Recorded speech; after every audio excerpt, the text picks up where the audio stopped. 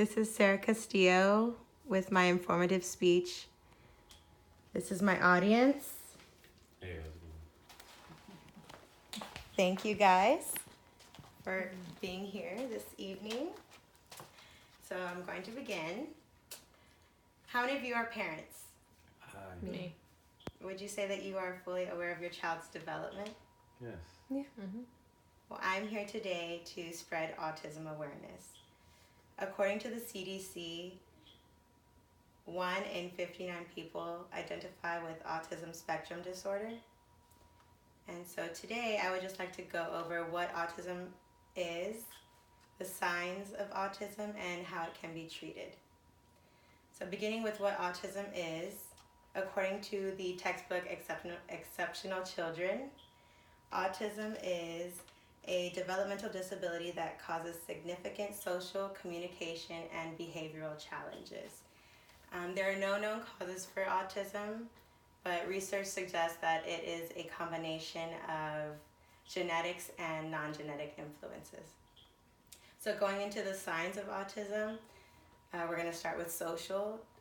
Usually people with autism have trouble making eye contact. They avoid eye contact usually.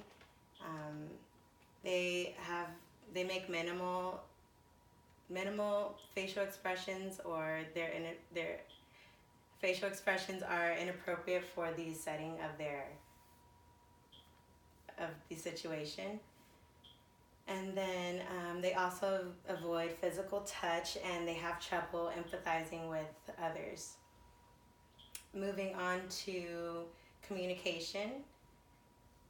People with autism, they usually have delayed speech, and the early signs of their speech are usually forms of echolalia. Moving on to their behavior and challenges in their behavior. People with autism usually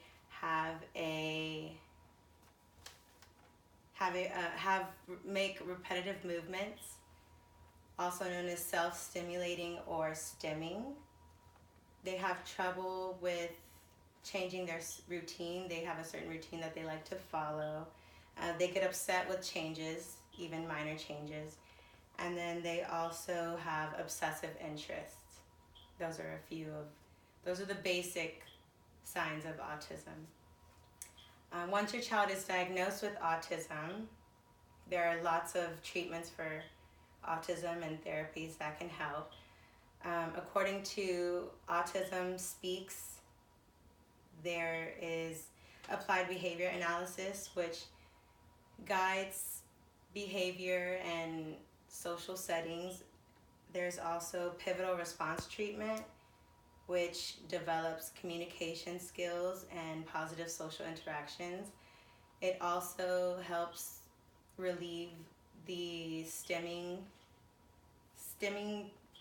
actions that are sometimes disruptive to a person's day.